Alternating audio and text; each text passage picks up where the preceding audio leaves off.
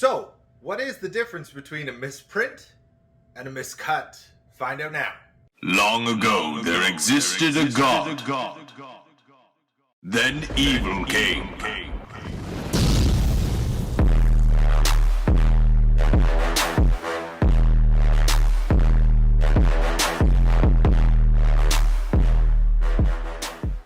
What's up, YouTube? Underworld 6667 here, Dan, co-owner of Dragon World Cards, Games, and Collectibles. As you all know, we are standing in Dragon World Cards, Games, and Collectibles today, bringing you a video about what is the big difference between misprint, miscut, and misinformation.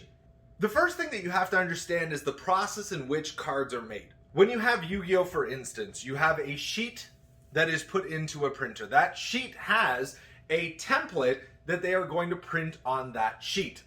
That's why you can win sheets of cards from things like YCSs. They print the common cards onto the actual sheet and it's good to go off to the cutter. That cutter then cuts the cards into individual cards and they get separated and put into the packs that you love to open. Now, when it comes to holographic cards or rares, you have an extra process that you have to follow. So for rares, they put the sheet in, get it printed off with the main parts of the cards, the pictures, the writing, all those kind of details.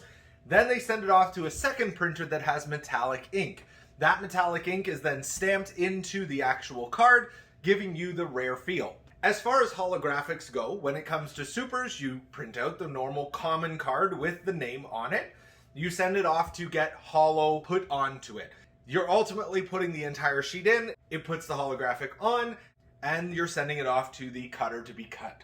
When it comes to Ultra Secrets, same process, they're putting the holographic on first, then a third step comes in where they're actually stamping the name onto the actual card. This is the main reason why you have cards, like Ultras, that do not have the correct name. Last but not least is, of course, Ultimates. It was a new process that Konami had released, ultimately stamping the actual holo into the actual card, creating a nice effect for the card, as well as bringing a new rarity out into existence. Now, as you know, the process in which each step takes can have some failings. What that failing is constitutes the actual misprinting. When they're finished printing the card, once again, misprint, when they're finished printing the cards and sending them off to the cutter, that's when you can have miscuts. Or even crimping when it comes to the actual packs being generated and sealed. The first process is, of course, when people are uploading the files. The files ultimately come with data in tow. What you're looking at from cards that are printed with specific words or misspelled words, there are some things with spell with 3 L's, there are things with hell in it instead of proper language allowed in North America. So what you have in that particular instance is the first print run versus second print runs, third print runs, fourth print runs, when they have a chance to actually correct that failing. So when you have a first print run with the word hell in it, or the misspelt word, that's just a simple print run issue. It really just identifies that this is the first print run versus the second print run, and it's not actually a misprint. The second thing that can occur, and it's something that I've just mentioned previously, is the actual name not making it onto the actual cards. What that means is when they took the cards out to go get the names done, they made a little detour and put it straight into production cutting. So let's talk about a secondary option. They take the slab, they bring it over to the printer to get printed on. It gets into there, but the ink is very low, ultimately resulting in either a non-printing, so you just get the stamp in there, or you have little spurts and or not enough ink and it just appears wiped off or washed off. So what are we looking for from a misprint standpoint? What are the people who are collectors of misprints really looking for? Ultimately, what they want is human error printing.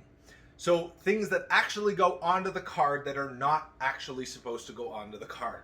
The first that I've seen a pretty big interest in is when they have the rare, which is a metallic kind of matte silver, printed with secret rare text, which is a more glossy finish silver. There's specifically one set that has a ton of these in it, but ultimately that's what they're looking for from a misprint collector standpoint, those rares that have secret rare text. So what's next? Of course, the secondary process where you take the cards and you're bringing it over to the thing that creates the holo, when you put it into the machine and off-center it slightly, you have a chance of it printing the actual holo slightly off base. Now, as we progress and as a collector's market, we see more and more regular, just slightly off centers. That's just a simple factor of either the technology failed or a human failed. Now, what truly people are looking for is, of course, when the holo is significantly off center, when the holo is significantly off base of where it should be. When you're talking about, 5 millimeters or more on the card. When the card's this big, of course, that 5 millimeters seems very significant. That's what they're truly looking for from a misprint collector's standpoint, not the simple things that are maybe 1 millimeter off. Now, the last thing and the most important, most amazing, most epic things that can happen, there are two when it comes to a misprint collector. The first is when the holographic from a ghost rare can be misput onto a completely separate card. We saw this with Elemental Hero Chaos Neos and Rainbow Dragon. The Rainbow Dragon Ghost Rare printing was put on the Chaos Neos. The Chaos Neos printing was put onto the Rainbow Dragon. That extra process allowed for a ton of cards to go out with the incorrect picture on it, and then in turn became a huge, huge collection staple in every single misprint collector's collection. The secondary thing came with, of course, Ultimate Rares. Ultimate Rares go in, they get printed, they get perfect, and then they move off to the Ultimate Rare process. Now, what has happened in some instances is the file in which they determine what Ultimate Rare outline is supposed to be on that card has then been stamped onto the completely incorrect card. So what you'll see is you'll see the outline of what the card was supposed to be with the holographic stamp, but obviously it doesn't match with the card in behind it. This is the holy grail of all misprints because it really only happens with one solid sheet.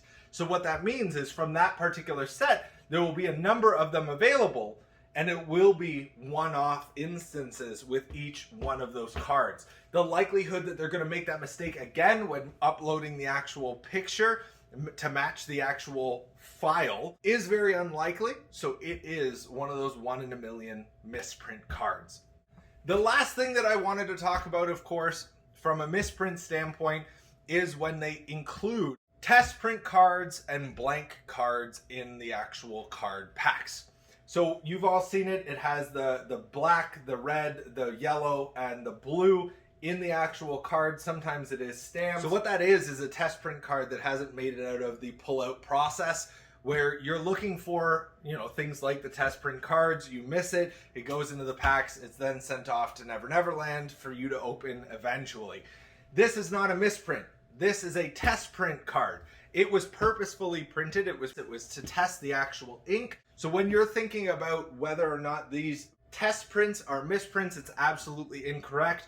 It's ultimately something that is a misstep in the actual process to get the cards out to you. Somebody missed it and it got into the packs and it was sent off to you. The similar situation happens with blank white cards that came in things like Maximum Gold very recently. Ultimately, it's just a miss of an actual printing. It is not a misprint. It is centered around the actual technical production of the actual packs.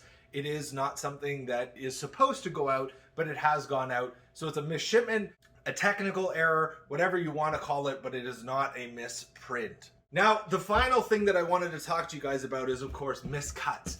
Miscuts are not misprints. Miscuts are just miscut.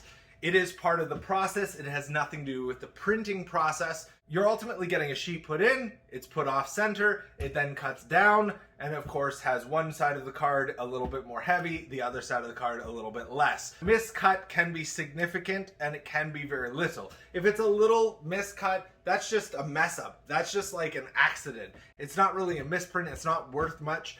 Ultimately, what you're looking for from a miscut standpoint is you're looking for significant cuts. Moving along with, of course, miscuts is, of course, crimped cards. When they're put into the packs, sometimes it doesn't fall all the way down. It then gets sealed with the actual pack. and you end up with a crimped card. You of course can get crimped. You can get crimped where they actually cut the pack as well as the card. So what you're going to have is somebody else is going to have one half of your card. Somebody else is going to have the other half of your card. Crimping, once again, is a technological fail. So it's not really a misprint. Once again, it's technology based, not print based. Of course, this information can be transferred along to various companies, various organizations, various card games. So when you're looking at your actual cards, yes, Konami is very, very bad at this. There are a significant amount of misprints available. There is entire groups that are centered around Pokemon misprints, Magic misprints, Dragon Ball misprints, Yu-Gi-Oh misprints. So make sure that if you do have a collectible card, first and foremost, consult this video. Make sure that you're labeling it right, miscut, misprint. That way you're not looking like a goof when you're posting in the community and saying that I have a misprint when it's a miscut or not even a misprint at all. The last thing that I wanted to touch on is when you have what you think is a misprint, but it obviously is actually a fake card. I had an instance, I'm going to show the picture right here, where a gentleman from Germany, also named Daniel, had sent me a question regarding misprints and miscut cards. When I looked at the card, I ultimately looked at it and said, hey, that's a common card. Why would it have a holographic on it? Now, not only would it have a holographic on it, but it would also have an ultra rare stamping on it. This doesn't make logical sense. Nobody makes two errors in a row when it comes to the printing process. Once again, common print, then you're printing the holo, then you're printing the actual name on the card. So when I looked at it, I said, hey, this is probably fake. Give me a few more pictures. Now, in this picture, you're ultimately going to see right at the very top of the card a nice, solid, straight line. Now, most people in the Yu-Gi-Oh community that might not know much about conditions and how the printing process works wouldn't pay any mind to it. Now, when I look at this card, ultimately, when you have a cheaper process, when you have a lackluster process to make fake cards, you're ultimately going to use the cheapest material possible. When it comes to this holifying the card, they ultimately have just a sheet that they put over the card and then cut it. Now, of course, when you put a sheet over a card and it slowly wears over time, that top sheet, very similar to what your phone would have when it comes to a screen protector, would slowly get worn out before the actual card underneath. So when I see that, you're ultimately looking at that sheet process. You're looking at that cheap process. And from a logic standpoint, it doesn't make sense that a common card would be printed as a holo as well as an ultra rare. Now, of course, as soon as I told him that, he started to fool around with it. Eventually, he pulled it and he determined, yes, once again, it is unfortunately a fake card and not an actual misprint. Please make sure that you're buying from legitimate places, not things like Wish. Amazon is, a 50-50, I would say. You're either going to get good or you're going to get bad. But ultimately, if the price is too low or too good to be true, you're probably getting exactly what you paid for. Thank you guys so much for watching. Make sure that you subscribe. Make sure that you comment in the comment section down below. What I'm looking for from you guys is what questions do you have that you want either a business owner or a card store or a person who's knowledgeable in, of course, the community to answer. What do you guys have questions about that I can speak on? My name is Underworld6667 Dan, aka owner of Dragon World Cards, Games, and Collectibles.